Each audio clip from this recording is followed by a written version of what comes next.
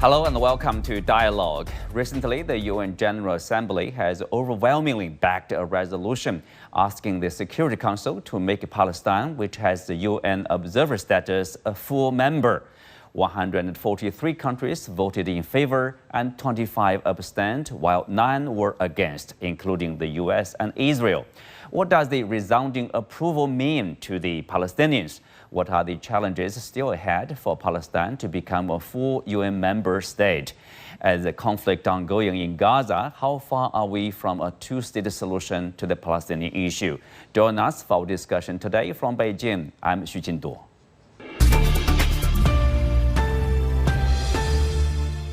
Joining me today are Rick Danam, visiting scholar from Tsinghua University, Dr. Gail Luft, co-director of the Institute for the Analysis of Global Security, and Wang Jin, associate professor from Northwest University of China. Welcome to Dialogue. So Wang Jin, I will start with you. The resounding approval for a full membership in the UN for the Palestinians. How do you see this, high rate of approval here? I think the approval itself from the United Nations actually represents the very pressing or the very strong voice from international society or the majority of the international community that the Palestinian people's rights should be respected and the future nationhood of the Palestinian people should be recognized. And also it represents that the kind of the consensus or kind of the shared willingness from the international community to push forward the Palestinian people's rights that should be recognized and respected by the international community has already been formed. So I think it is why we call it a very historic moment. Although we know that, of course, it is just the approval of United Nations Assembly rather than the United Nations Security Council, because there were still some further procedures should be finished if the Palestinians wanted to be accepted as a full member of the United Nations. But it should be still considered as a very, very major historic victory by the international community to express the willingness to express their attitudes that the support or the recognition of the Palestinian people. So that is why I think it is a very historic moment that would be remembered maybe in the future, decades later. Mm-hmm. Well, Rick, the Palestinians have been applying to join the UN, if I'm right, since 2011. So it's been 13 years. So what do you think, this overwhelming approval mean to the Palestinians? Well, I think it's a symbolic victory and a real victory. It's a real victory in that the United Nations has stated overwhelmingly that the Palestinian people are a people deserving of statehood, that they are a national people. It's symbolic in that there is not a nation of Palestine. There's not an army. There's not a legislature. They're not ready to govern themselves today, tomorrow, whenever they would be recognized as a national state. But the United Nations believes that they should be a state, and that is very significant. Mm-hmm. And overwhelmingly, it wasn't even close. It wasn't even as close as the vote when the United Nations recognized Israel back nearly 60 years ago. Right. Rick mentioned about the potential challenges for the Palestinians to become a full UN membership. But before that, let's take a look at the response from, for example, in particular, Israel. Its ambassador to the UN, Mr. Erdan, in a strong display of outrage, he shredded the UN Charter at the UN General Assembly. So Gao, why the Israelis, they are so sensitive to a potential membership in the UN for the Palestinians? First of all, this idea of Palestinian statehood or unilateral Palestinian statehood, declaration of statehood, is not a new one. I remember 25 years ago, exactly this month, when I was in Washington, the biggest issue of the day was just before May 4th, 1999, when the world was holding its breath because it was the expiration date of the 5-year interim period after the Cairo Accord, in which statehood was supposed to be declared, and everybody was waiting on Yasser Arafat to declare statehood, and he didn't. And the reason he didn't it has to do with the fact that there is no viability to a Palestinian state that is declared unilaterally, because let's suppose Palestine becomes a UN member. Let's say it happens. But what happens next? How does it help the Palestinians? They have no borders. They have no ports. They have no airport. They have no ability to generate electricity. They have no water resources. They have no food.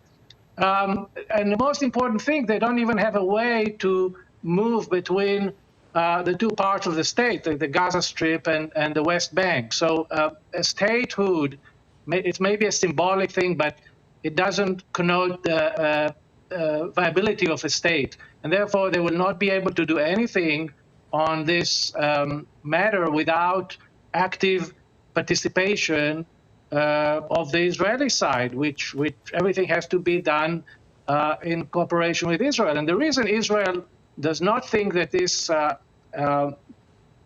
vote was helpful is for two reasons. One is because it sort of gives a reward to Hamas.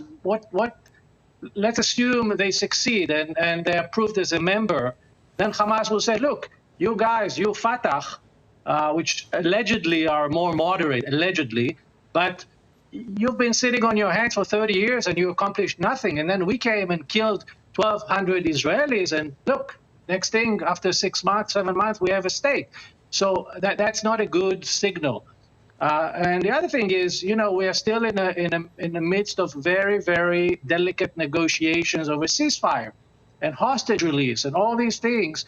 And to come in the middle of all this with this big elephant and sort of without really realizing how it will impact those very, very sensitive negotiations. So I think the timing of this was very poor. Now, it doesn't mean that the idea of Palestinian statehood should not be negotiated and discussed. And I could tell you that there is quite a sizable majority of Israelis that before October 7th supported this idea. Even Netanyahu himself is on the record supporting the idea of two-state solution. So it's not something that is anathema to Israelis. Now, after October 7th, there are second thoughts, and it will take time for the dust to settle and for Israelis to decide how they want to move forward with this. But I think the timing is not very helpful and doesn't really advance the Palestinian cause. Mm-hmm. Well, Wang Jin, given what Gao has mentioned about, and also, probably the challenges on the ground, in terms of a full integral state in that place, what are the potential benefits of becoming a full UN membership here?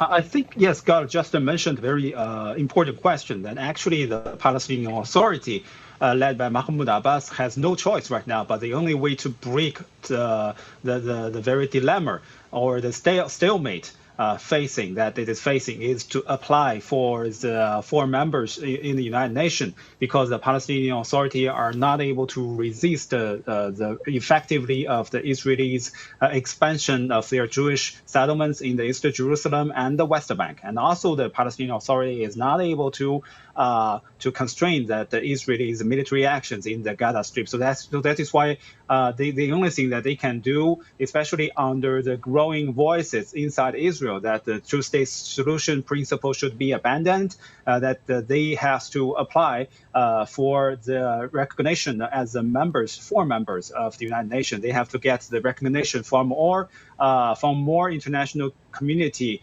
to maintain their status or their rights as independent states would be respected. So that is why Palestinian Authority or the Palestinian state, they hope to get the 4 membership in the United Nations.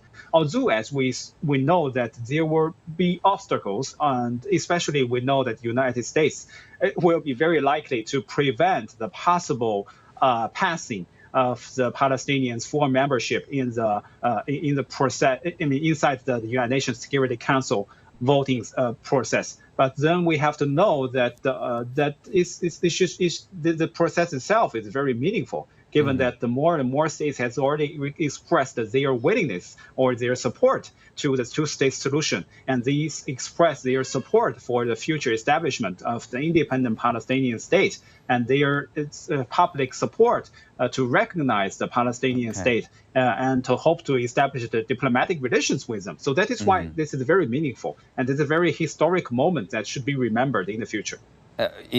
Right. I mean, full UN membership does not mean an independent Palestinian state. But Rick, still, I mean, in a sense, given this resounding approval in the UN General Assembly, it reveals, the outstanding issue of Israel and its allies, including the United States, the isolated status internationally, right? Only like 9 countries voted against. That includes, of course, Israel and the U.S. So in that sense, that's also some achievement for the Palestinians. It's a major achievement for the Palestinians. I'd say it's a stinging defeat for the United States and for the Biden administration. I've been watching over the last few months as the Biden administration becomes more and more isolated, first from many allies in Southeastern Asia, Southeast Asia, South Asia, and now more and more in Europe. I think it damages American relations with allies, not on all issues, but it just damages the close ties. And I think the longer this drags on, the longer Benjamin Netanyahu continues this war without end, the worse it is for the United States. I think you're seeing clear messages from the U.S. Secretary of State. You're seeing clear messages from the American president. You're seeing clear messages from Donald Trump. Get it over with. You heard from the U.S. Secretary of State this week saying you're only making Hamas stronger. Hamas is not going away. Hamas is going to be with us forever. And yet Benjamin Netanyahu will not end it. The United States knows that it's isolated and wants to get it over with, but the United States is not willing to walk away from Israel. So it's no win. I say the Biden administration only has itself to blame because it will not walk away from Israel at the United Nations. Well, Gao, of course, at least on paper, on record, most of the countries would agree a two-state solution, right? Now we have a Israeli state, and of course, in a sense, it would be good to have a Palestinian state, and then they can find a peace. They can, coexist peacefully, a neighbor, as neighbors there. You mentioned about some of the difficulties. Of course, they are just realistic issue, challenges for the Palestinians. But one thing, the expansion of settlements in the West Bank is actually squeezing the space of a potential of a future Palestinian state. That's done by the Israelis, by Jewish settlers. So is Israelis actually, making the chance of an independent Palestinian state, less and less? Do you think there's a discussion, there's a recognition of that? Yes, I think that there is an understanding that as time goes by, it will be more and more difficult to extricate those two people from each other, and then so time is definitely an element here. But one of the risks that we are taking here is we're talking about two-state solutions, but we may end up with a three-state solution, in the sense that we have the West Bank, which is one territory, and then there is the Gaza Strip, which is completely separated territory that is, and the one is still Hamas is in charge, and the other one, the Palestinian Authority is in charge. We don't know who will be in charge in Gaza, So we don't even know who will be the sort of the owner of all this on the Palestinian side. We don't know if the Gazan people will accept the West Bank people or the Palestinian Authority and agree to be governed by them. We don't know if what happens if there is elections, for example, because we see the polls and the results of the polls in the West Bank show overwhelming support for Hamas. So one of the things that you may end up seeing is that, okay, you get your state, then the next thing you want a state to be a democracy, right? Because democracy is amazing, right? So you must have elections. And then what happens is that you have Hamas both in Gaza and the West Bank. And then you created a Hamastan. And I'm not sure that given the agenda of Hamas, the behavior of Hamas, what Hamas has been doing, their track record, I'm not sure that this will make the region safer. It will make the world a better place. So we have to be very careful. I know that a lot of people are celebrating this vote, and I'm not really impressed by UN votes. 140 countries voted against Russia to end the war in Ukraine, multiple times, by the way. Where that ended. So let's calm down with our enthusiasm. It may be a symbolic stage, but I don't think it will make the region any more safer than it is now. And I think we have to be very careful not to create the condition for a Hamastan to emerge, because that will never bring stability and peace to this region. Mm-hmm. Well, Rick, what's the U.S. Future plan? Officially, the U.S. stick to the two-state solution, and if there's an election, as Gal suggested, Hamas could win, could become, a Palestine ruled by Hamas. Is there any possibility, like if you look at what happened to the Northern Ireland situation, right? An armed group could become a political win and then to negotiate, to talk, solve their problem. Is that any chance to that? Well, I think the future from the American perspective depends on who's elected president. If Joe Biden is elected president, two-state solution is going to be the American policy, and we'll have to wait to see who the next Israeli prime minister is. I mean, when the fighting ends in Gaza, there's going to be an election in Israel. The question is if we have a new president in the United States first. So the question then is Donald Trump going to be president come 2025? If Donald Trump is president, all bets are off. We don't know. Donald Trump, I am quite doubtful that Donald Trump believes in a two-state solution, but Donald Trump is not a fan of Benjamin Netanyahu.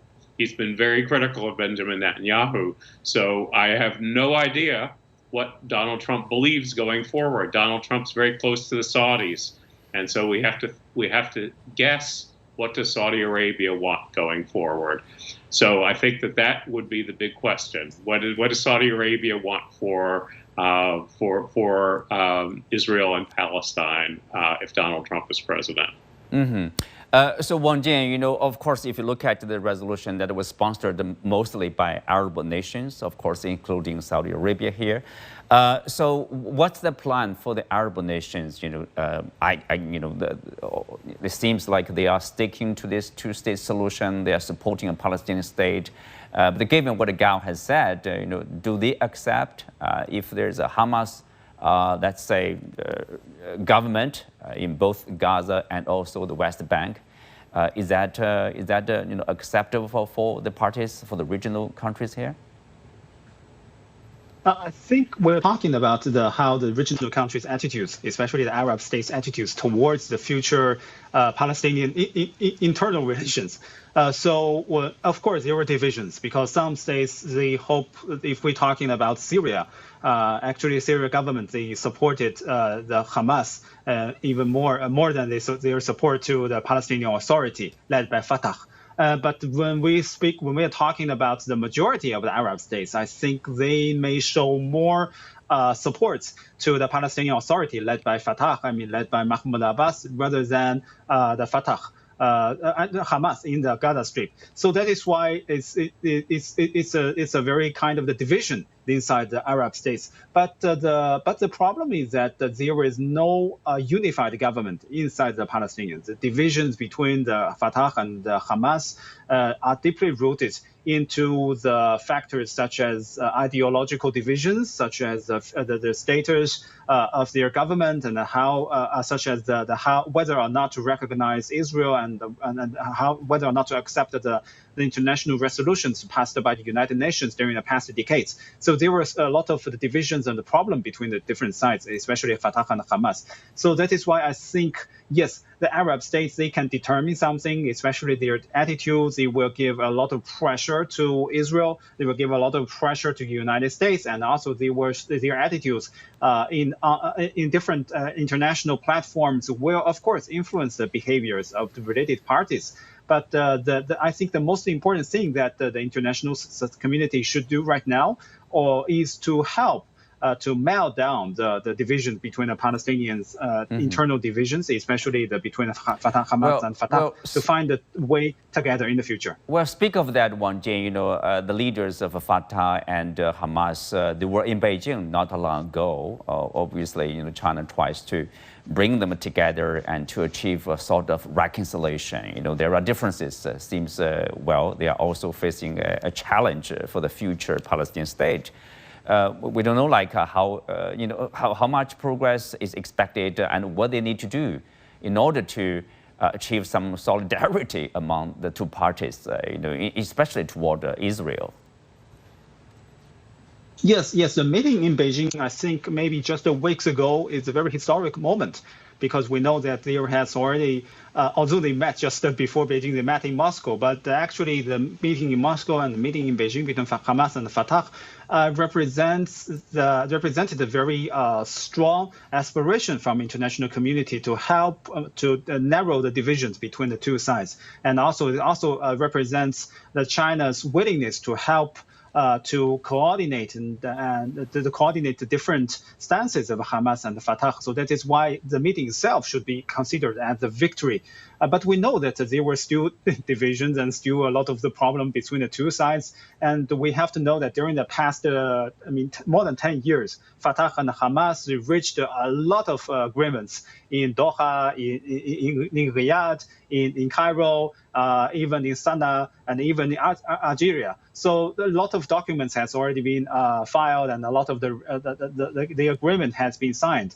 But the path ahead is still full of difficulties, especially the distrust between the two sides are still very apparent. So that is why I think that China's help is very important. But I think maybe more assistance and more channels should be established by the international community to bring the two sides more together, to find a way ahead, not only to resist the Israelis' expansion of the Jewish settlements, but also to try to end the internal divisions and to help facilitate the two-state solution-based Israeli and Palestinian peace to reach as early as possible. Here's a question for Gao. You mentioned about the state of unacceptable to the Israelis, in particular, if Hamas, there's a Hamas ruling of both West Bank and Gaza Strip.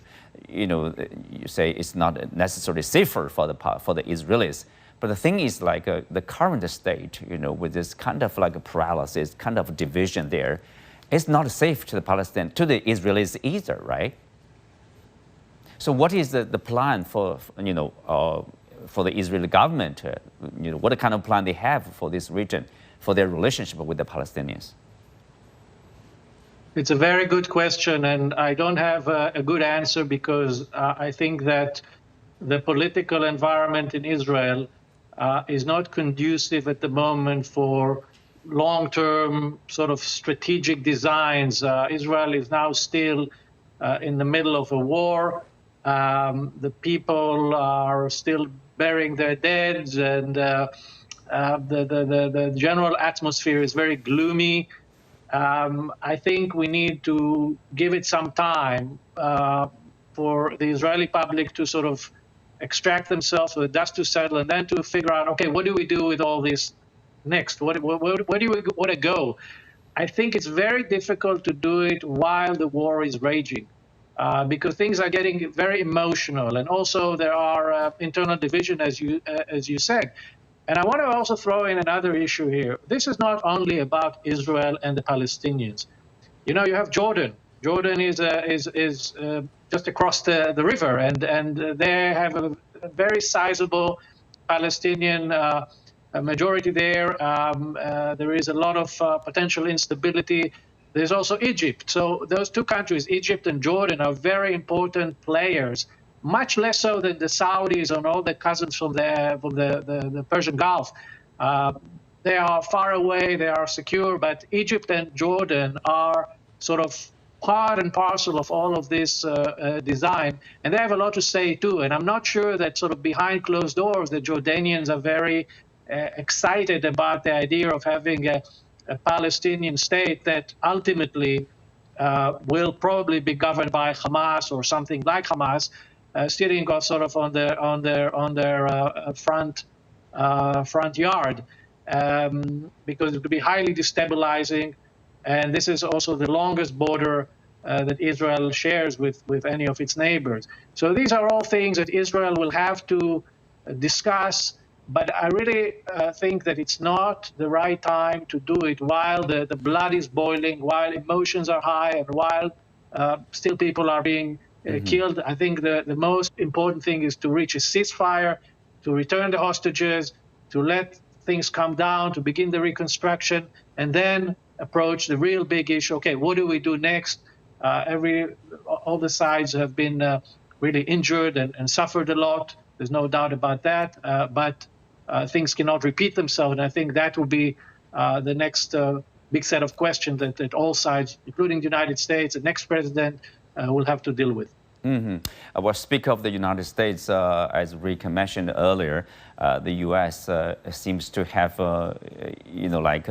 imposed some sort of pressure on the Israelis. For example, President Biden has warned that if Israeli Prime Minister Netanyahu orders a major assault on Rafah, the U.S. will halt some arms supplies. Although it's just one shipment, it's not really a change of policy of supporting Israel, but that will create some pressure on the Israeli side. Rick, is that true? And also, how far will the Biden administration go in order to, let's say, access some restraint, or to ensure there will be some restraint on the Israeli side?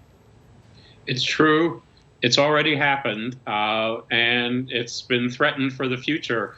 I mean, what's happened already is delays in sending the huge bunker buster bombs, the bombs that were used in northern Gaza that killed so many people, because the Biden administration has basically said that they would not serve any purpose in southern Gaza.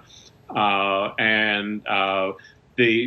right now, basically right now, the Biden administration is saying that we will give you aid that is necessary to defend yourself, but we don't want to give aid that will just kill innocent people.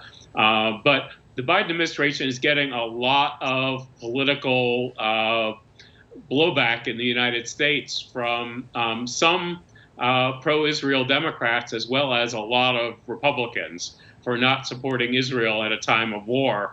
And they're getting criticism from the Israeli government also. So it's hard to say if the Biden administration will continue with this policy. But yes, it is happening, and the Biden administration is trying to get Israel to. Yes, we have to stop there.